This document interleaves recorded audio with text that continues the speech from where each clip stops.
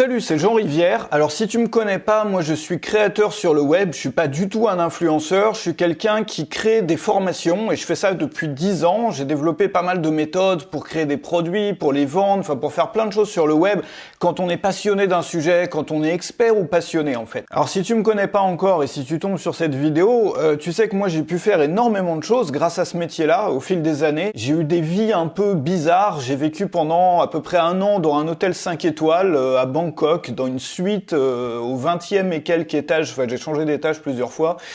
J'ai fait l'inverse aussi, j'ai habité au Cambodge rural où j'ai construit une maison. J'ai habité aussi en Transylvanie rurale, dans les collines où j'avais retapé un chalet. Et là, depuis quelques temps, je suis un peu en manque de projet et je m'étais dit, si j'achetais un appartement tous les 3 mois, que je le rénovais, et que je le mettais en location, soit sur Airbnb, soit en location classique. Alors, je vais te montrer ça, je vais te montrer aussi les images du premier appartement. Les travaux viennent de commencer tout de suite maintenant.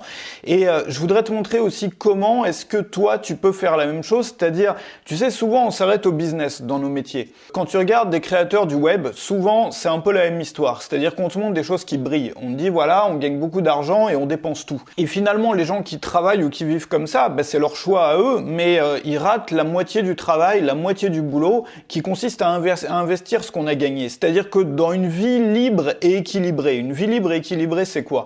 Une vie libre, c'est quand on travaille pas pour un patron déjà. Mais une vie équilibrée, c'est quoi? C'est une vie dans laquelle on a deux choses. On a un moteur d'un côté qui est notre activité qui va nous permettre de dégager des revenus et les revenus dégagés par ce moteur, on va les investir. C'est toute la deuxième partie de notre vie finalement, de notre vie active, de notre vie professionnelle qui va consister à investir cet argent. Alors je vais tout de suite te montrer les images du premier appartement. Juste si toi tu tombes sur cette vidéo, tu me connais pas encore et tu voudrais savoir comment est-ce qu'on peut acheter un appartement tous les 3 mois ou bien on peut avoir des vies complètement différentes comme ça en travaillant chez soi sans être un influenceur, sans avoir forcément beaucoup de vues sur des vidéos qu'on fait, je t'ai mis un lien dans la description, ça s'appelle Apprendre à convaincre avec les mécanismes inconscients. Alors ça, ce sont des méthodes que j'ai développées et que j'ai été fouillé pendant un énorme nombre d'années qui m'ont permis de développer les méthodes que j'utilise aujourd'hui pour convaincre, pour vendre des produits, pour fasciner aussi les gens pour une idée, pour les convaincre d'une idée, pour les faire rejoindre une cause aussi. Ça s'appelle Apprendre à convaincre avec les mécanismes inconscients et tu vas apprendre notamment tous les grands principes de la psychologie du changement, c'est-à-dire les leviers exacts que tu peux utiliser toi chez toi ou bien dans tes vidéos si tu fais des vidéos ou dans ton activité pour convaincre quelqu'un de changer. Ça veut dire changer d'avis, ça veut dire changer même de vie. Si tu veux faire du développement personnel, ce sont des techniques qui fonctionnent à la fois sur soi, pour se changer soi, et à la fois sur les autres, c'est-à-dire pour obtenir une vente, un achat, un clic, mais aussi pour acquérir quelqu'un à sa cause, c'est-à-dire pour avoir plus que des fans, mais des vrais fans, des clients qui vont te suivre et qui vont rester avec toi pendant peut-être 5 ans, pendant peut-être 10 ans. Moi, ça fait 10 ans que je fais ce métier, un grand nombre de mes clients sont là depuis le début. Je vais te montrer aussi, et tu vas apprendre ça dans le premier lien, c'est les technologies de persuasion qui utilisent les mécanismes inconscients pour contourner la logique. Tu sais que on a tendance souvent, quand on fait des vidéos, quand on essaye de vendre un produit, je sais pas toi ce que tu vends, peut-être des formations, du coaching, peut-être que tu es prestataire de service, peut-être que tu es en entreprise classique, on essaye souvent d'utiliser des arguments logiques pour convaincre, et c'est jamais ou c'est rarement finalement, il y a juste un seul cas où les arguments logiques sont valables, et dans tous les autres cas, ce sont pas les arguments logiques, ce sont les mécanismes inconscients, c'est-à-dire qui... Alors, il n'y a rien d'ésotérique là-dessus, c'est-à-dire qu'on sait que l'humain a certains comportements quand il y a certains déclencheurs de l'autre côté. Et ces déclencheurs-là, c'est parfois des structures, c'est parfois des phrases que tu peux employer, qui vont être vraiment tournées d'une façon et pas d'une autre, ça va être des groupes de mots, ça va être des astuces, ça va être toutes sortes de technologies, de ce que moi j'appelle des technologies qui te permettent de convaincre les gens et de les amener à changer. Alors, la première chose c'est ça, c'est juste avant de te montrer les vidéos, le lien est dans la description, tu peux encore accéder à ça. Si c'est encore dispo, donc le mieux c'est que tu cliques et que tu vois si c'est encore là ou pas, ça s'appelle Apprendre à convaincre avec les mécanismes inconscients, c'est la méthode complète pour apprendre à vendre, à persuader, qui va te servir à la fois dans ton activité et à la fois dans la vie de tous les jours. Alors, ce que j'ai fait moi, c'est que j'ai acheté un premier appartement, alors celui-là il est à usage personnel, j'ai pris un architecte d'intérieur pour faire l'intérieur, comme son nom l'indique, pour faire le design. Alors, c'est la première fois, c'est mon tout premier projet dans du neuf. Donc là, on est dans des immeubles neufs, là tu vois à l'image l'extérieur, c'est un ensemble d'immeubles qui a été terminé terminé fin 2019 et tu vois maintenant l'intérieur de l'appartement tel que c'était quand je l'ai acheté, donc il y a quelques mois maintenant, peut-être un mois, 2 mois, parce que ça a mis du temps pour trouver l'architecte, tout ça. Maintenant, je travaillerai tout le temps avec la même équipe. Donc tu vois que c'est un appartement de 3 pièces, mais qui va être reconverti en 2 pièces. Alors là, tu vois maintenant à l'image, ça c'était le premier projet que m'avait donné mon architecte d'intérieur. Donc il y avait quelques idées pour les meubles, des idées pour les aménagements, le code de couleur, enfin l'ensemble de couleurs. Et tu vois maintenant, alors ça c'est les tout premiers visuels 3D qui sont pas du tout finis. Il y aura beaucoup de choses qui vont changer. Il va y avoir des lustres, il va y avoir de la déco sur les murs. Enfin, il va y avoir beaucoup de différentes choses. Il y a des couleurs comme le canapé va pas du tout être comme ça. Mais c'était le premier brouillon fourni par l'architecte, enfin le designer, pour que tu puisses voir ça. Et on a commencé il y a 2-3 jours à casser le mur pour transformer donc ce 3 pièces en 2 pièces. Alors là, tu vois les images. À quoi ça ressemble maintenant? Je suis content parce que j'ai trouvé quelque chose avec une belle vue. Ça, c'est un appart à usage perso, hein. Mais moi, j'aime beaucoup avoir une vue plongeante ou une vue longue. J'en parlais souvent dans les contenus que je faisais, c'est-à-dire le fait de voir loin. Moi, je trouve que ça change complètement la façon dont tu te sens. Ce que j'ai voulu faire aussi dans cet appartement, et tu le revois aussi sur cette image, qui encore une fois est juste un brouillon, c'est un rendu 3D qui a été fourni par l'architecte, mais il n'est pas du tout terminé. Tu vois que j'ai voulu séparer la partie travail et l'espace de vie, mais pas la séparer par un mur fermé, la séparer par quelque chose d'ouvert. Donc on a cette fameuse table, qui est une table à manger, mais qui va servir la plupart du temps, puisqu'il y a un bar dans la cuisine, et qui va servir la plupart du temps pour travailler.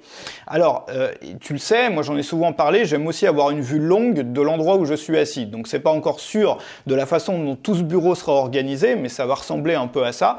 Et tu sais, moi j'ai tellement de plaisir, j'ai fait énormément de projets comme ça immobiliers, et jusqu'à maintenant, mon argent, les revenus de mon activité, après ce que je dépense pour moi, ça part dans des placements sur ce qu'on appelle des ETF, qui sont des produits financiers qui sont indexés sur quelque chose, qui sont qu'on peut appeler aussi des indices ou des trackers. Et puis j'ai investi au fil des années beaucoup d'argent comme ça, et toi peut-être que tu fais la même chose chez toi. Mais le problème avec ça, c'est que cet argent-là, il est virtuel. C'est-à-dire que l'argent que tu places en bourse ou sur des produits financiers comme ça, tu peux pas y toucher. C'est juste un chiffre sur un écran, et finalement, quand tu travailles, t'as pas l'impression que ton travail sert vraiment à quelque chose à part te faire vivre, puisque c'est un peu un trou noir, c'est un peu un puits sans fond dans lequel tu mets de l'argent que tu vois jamais et que tu vas peut-être voir un jour quand tu seras à la retraite. Et tout ça, j'ai trouvé ça un peu dommage. Et comme j'ai tellement ce plaisir, si tu veux, de faire des projets, aussi bien des projets immobiliers comme j'en ai fait déjà pas mal, j'en ai fait peut-être 4, 5, 1, 2, 3, 4 et demi, 5, ouais. Donc ça, c'est le 5e ou 6e, selon ce que tu comptes comme projet immobilier, parce qu'il y avait des petits projets aussi. Et puis, je me suis dit, mais attends, moi, c'est bon, tu vois, je prends tellement de plaisir à faire ça. En plus, je peux te montrer des choses dans les vidéos. Ça peut te donner aussi envie de te mettre vraiment au travail, de te mettre vraiment à travailler. Il faut bien comprendre, encore une fois, que l'argent qu'on gagne, il sert pas à faire joli, il sert pas à tout dépenser dans des voitures de luxe ou dans des trucs qui font joli, parce que après, t'auras plus que tes yeux pour pleurer, quand tu voudras prendre ta retraite, ou bien si tu as envie... Tu sais, moi j'ai fait plusieurs années semi-sabbatiques, je suis plus du tout à fond aujourd'hui dans mon activité. J'ai fait des années entières dans lesquelles je me suis donné le temps de me reposer, de me détendre. Bon, l'activité tournait encore, mais peut-être que dans 10 ans, dans 20 ans, peut-être que ça sera pas le cas, et donc que tu auras besoin d'avoir cette sécurité-là. Tu sais qu'il y a aussi des études qui ont montré que l'une des choses qui avait le plus d'impact sur le bonheur, c'est pas l'argent, le gros argent. C'est pas le fait d'avoir beaucoup d'argent, d'avoir des choses de luxe, des choses qui brillent. Non. Ce qui rend vraiment heureux, c'est d'avoir de l'épargne disponible. C'est-à-dire d'avoir au moins 6 mois, 1 an de frais de vie qui sont directement accessibles, c'est-à-dire pas placés sur des choses que tu peux pas, pas de l'argent que tu peux pas sortir. Donc pas de l'immobilier, par exemple. Il faut avoir déjà, il faut commencer par ça, et ça peut être le premier projet que tu peux te fixer, d'avoir déjà 1 mois, 2 mois, puis 3 mois, puis 6 mois, puis 1 an de frais de vie d'avance, c'est-à-dire tout ce que tu dépenses toi pour vivre avec ta famille. Parce que d'un coup, tu vas te sentir beaucoup plus serein. D'un coup, tu vas pouvoir te permettre de faire des projets beaucoup plus à long terme, c'est-à-dire de penser non pas qu'est-ce que je vais faire aujourd'hui, mais qu'est-ce que je vais faire dans 1 an. Tu sais que tu peux prendre plus de risques, parce qu'il y a déjà de l'argent qui est là, qui est d'avance, qui est déjà là, et tu sais que quoi qu'il arrive, cet argent sera là. Et puis après, la deuxième étape, c'est d'investir. Donc soit d'investir en bourse, soit d'investir dans des ETF comme moi je le faisais, ou soit d'investir dans l'immobilier. Alors moi, ce que je fais, moi je suis pas du tout un professionnel de l'immobilier, parce que quand on fait de l'investissement immobilier, normalement on utilise le crédit. Et si tu regardes d'autres personnes sur YouTube qui te parlent d'immobilier, ils vont tous te dire la même chose. L'idée, et moi c'est pas du tout mon domaine si tu veux, mais c'est d'utiliser le crédit, d'utiliser le levier du crédit. Moi, j'aime pas les crédits. Moi, je suis anti-crédit, je veux pas de crédit dans ma vie, c'est quelque chose, j'essaie pas de convaincre les gens de ça, c'est juste pour moi, parce que je tiens trop à ma liberté, et j'ai pas envie, tu sais, j'ai envie de pouvoir arrêter mon activité quand j'ai envie, de pouvoir faire une pause, de rien avoir à rembourser, de pas devoir d'argent à quiconque, et de pas devoir non pas seulement de l'argent, mais absolument quoi que ce soit à quiconque. Et donc, du coup, moi, j'aime pas du tout les crédits. Par contre, le fait, et je vais t'expliquer pourquoi cette idée-là, c'est d'acheter un appartement tous les 3 mois ou à peu près tous les 3 mois, il y a plusieurs facteurs qui jouent là-dedans. Le premier facteur, c'est que ça correspond à peu près à mon épargne disponible. C'est-à-dire qu'à peu près tous les 3 mois, les revenus de mon activité me permettent d'acheter un appartement. Alors ça dépend si ça a été un trimestre dans lequel ça a vraiment cartonné ou un trimestre dans lequel ça a moins bien marché. Donc on peut acheter un studio comme on peut acheter un 3 pièces, on peut acheter un endroit comme on peut acheter un autre. Donc tout ça dépend évidemment des résultats du trimestre. Mais moi je suis dans un pays, donc j'habite dans un pays aujourd'hui où on peut prendre les dividendes tous les 3 mois. Donc si tu veux, tout est calé, c'est-à-dire que les montants correspondent à peu près à ce que je peux m'acheter au bout de 3 mois, c'est-à-dire que tous les 3 mois je peux à peu près acheter un appart, enfin je peux dans tous les cas acheter un appartement et faire des travaux, prendre un architecte d'intérieur, faire des travaux, après c'est juste la taille de l'appartement qui change selon les résultats du trimestre. Donc ça c'est la première chose, et étant donné que les dividendes tombent tous les 3 mois, ça me permet moi d'acheter un appartement. Alors là je suis en train de voir justement avec mon comptable et avec mon avocate si ça peut valoir le coup de créer une société à part, une société d'investissement. Ça peut être, et effectivement ça sera probablement beaucoup plus intéressant. Tu sais que quand tu achètes du neuf, notamment il y a la TVA, ici il y a 5% de TVA, donc tu vas l'éviter. Tu peux aussi récupérer la TVA et tu vas... Enfin bref, tout ça c'est beaucoup plus intéressant. Mais ça on rentrera peut-être dans les détails si ça t'intéresse. Ce que je voulais te montrer derrière, c'est que ce projet-là, et que ça soit ce projet-là ou un autre projet, moi je te conseille pas de commencer par ça, mais de commencer plutôt par travailler sur ton épargne disponible, travailler sur avoir 1 mois d'avance, puis 3 mois, puis 6 mois, puis 1 an. Et une fois que tu as ça, tu vas pouvoir investir. Mais la première chose, c'est qu'il y a donc ces deux moteurs quand on est une personne libre, quand on travaille pas pour un patron et qu'on a envie d'avoir une vie comme ça, une vie beaucoup plus libre. Le premier moteur, c'est d'avoir une activité, c'est-à-dire vraiment quelque chose qui te permet de dégager beaucoup plus d'argent que ce dont toi tu as besoin aujourd'hui pour vivre et pour faire vivre ta famille. Et la deuxième chose qu'on oublie souvent, le deuxième moteur, c'est d'aller utiliser cet argent pour le faire fructifier. Mais on peut le faire de plein de façons. Et c'est-à-dire, tu sais, aujourd'hui, moi, j'ai vraiment besoin d'avoir des vrais projets en dur. J'ai de plus en plus besoin de voir le fruit de mon travail, de pouvoir le toucher. Et j'adore tellement avoir ces projets-là, c'est-à-dire, moi, j'aime beaucoup voir un appartement ou une maison prendre vie. Tu l'as vu quand j'avais fait tous ces vlogs et tout ça au fil des années, sur les maisons que j'avais construites et tout. Et là, on peut faire exactement la même chose, mais on peut le faire tous les 3 mois, étant donné qu'en travaillant avec des professionnels, un architecte d'intérieur notamment, ça peut aller très vite. Et du coup, on parlera aussi peut-être un peu de tous ces sujets, parce que j'aurai l'occasion d'expérimenter avec Airbnb, avec pas mal de choses. J'ai pas envie de faire du contenu sur l'immobilier, c'est pas du tout mon objectif, mais c'est de montrer que pendant toutes ces années, on a parlé d'une partie de l'activité d'un créateur ou d'un entrepreneur du web, mais que ça soit sur le web ou ailleurs, on a parlé juste de la moitié du boulot, et toute la deuxième moitié du boulot, finalement, on a un peu l'oublié. On l'a un peu oublié. Et moi, mon objectif, c'est de faire des appartements dans des styles hyper différents, de m'amuser un peu, de vraiment, tu vois, prendre du plaisir à ça, parce que c'est quelque chose qui m'a toujours donné du plaisir, et je te le montrerai donc un peu en vidéo. Et puis, d'ici là, donc d'ici la prochaine vidéo où probablement on ira dans l'appartement et je te montrerai un peu tout ça dans le détail, donc le premier là que je suis en train de faire, tu as encore dans la description apprendre à convaincre avec les mécanismes inconscients, donc c'est la méthode complète pour apprendre à vendre et persuader. Finalement, c'est toutes les techniques, toutes les méthodes que tu peux utiliser pour faire la même chose, c'est-à-dire avoir une activité qui puisse te permettre non pas seulement d'avoir de l'argent pour toi, pour pouvoir vivre, manger, te loger, mais de pouvoir aussi derrière aller beaucoup plus loin et donc te construire une vraie stabilité financière. Tu vas apprendre à vendre et à convaincre, tu vas apprendre à convaincre aussi, tu sais, quand on manque d'assurance, quand on l'a jamais fait, quand on n'a pas la personnalité d'un vendeur. Tu sais, moi, il y a un tabou que je voudrais briser d'ailleurs là-dessus. Et je sais que dans cette vidéo, maintenant, il y a beaucoup de sujets, parce qu'on parle de persuasion, on parle d'immobilier, on parle de placement, on parle de tout, mais c'est pas grave. C'est une discussion comme on pourrait l'avoir autour d'un café, et finalement, souvent, ça part un peu sans queue ni tête. L'un des tabous ou l'une des choses que je voudrais vraiment démystifier, c'est qu'on pense souvent que la persuasion, donc le fait de savoir convaincre, ce qui est nécessaire si tu veux avoir une activité qui marche, c'est la compétence la plus importante. On croit souvent que c'est quelque chose d'inné, c'est-à-dire il y a des gens qui sont nés avec un charisme particulier ou avec une personnalité particulière qui les porte à convaincre plus facilement.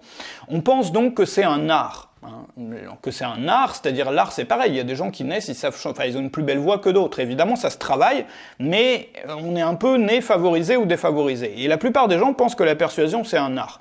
Alors que la persuasion, c'est pas du tout un art. Et je vais te le montrer d'ailleurs dans ce fameux lien dans la description, qu'il y a des tonnes d'études qui ont été faites par des chercheurs en psychologie sociale au fil des années, qui ont montré qu'il y avait notamment des structures de langage, il y avait des façons de se tenir, il y avait plein de choses, que moi j'appelle des mécanismes ou des technologies, qui permettent en moyenne d'avoir des résultats entre 2, 5, parfois même 10 fois supérieurs aux résultats qu'on aurait si on les utilisait pas. C'est-à-dire tu prends la même personne, qui va improviser d'un côté, c'est-à-dire essayer de convaincre par ses propres moyens, et tu prends cette même personne et tu lui donnes l'un de ces mécanismes-là avec la même tâche ou le même défi ou la même quête, c'est-à-dire convaincre quelqu'un de faire quelque chose ou d'acheter un produit, et tu vas te rendre compte que dans 2 fois plus des cas, ou dans 5 fois plus, parfois même dans 10 fois plus de cas, cette personne-là va obtenir l'accord de la personne ou va obtenir l'achat. Ce qui veut dire que c'est pas un art, c'est une science.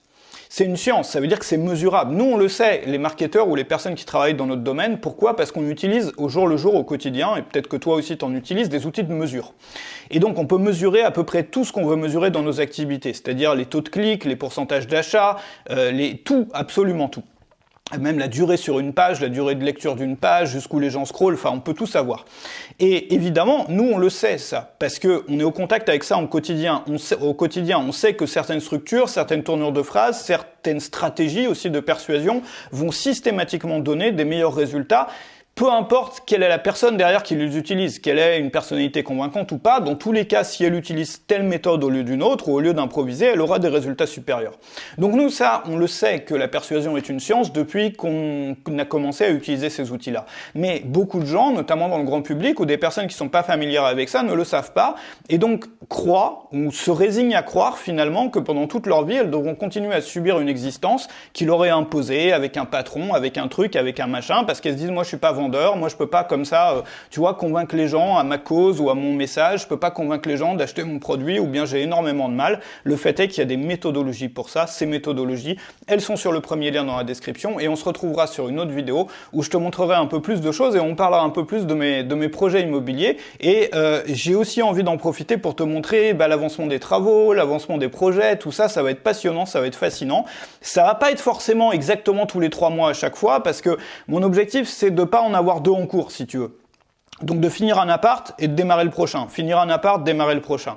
Un appart, c'est à peu près 2 mois de travaux. Il faut compter entre 1 mois et demi, 2 mois de travaux et 1 mois et demi, 2 mois d'architecte. Tu vois. Donc parfois ça sera un peu plus court, parfois un peu plus long. Je vais essayer de garder le rythme sur tous les trimestres. Moi, ça m'arrange aussi avec la façon dont je prends mes dividendes.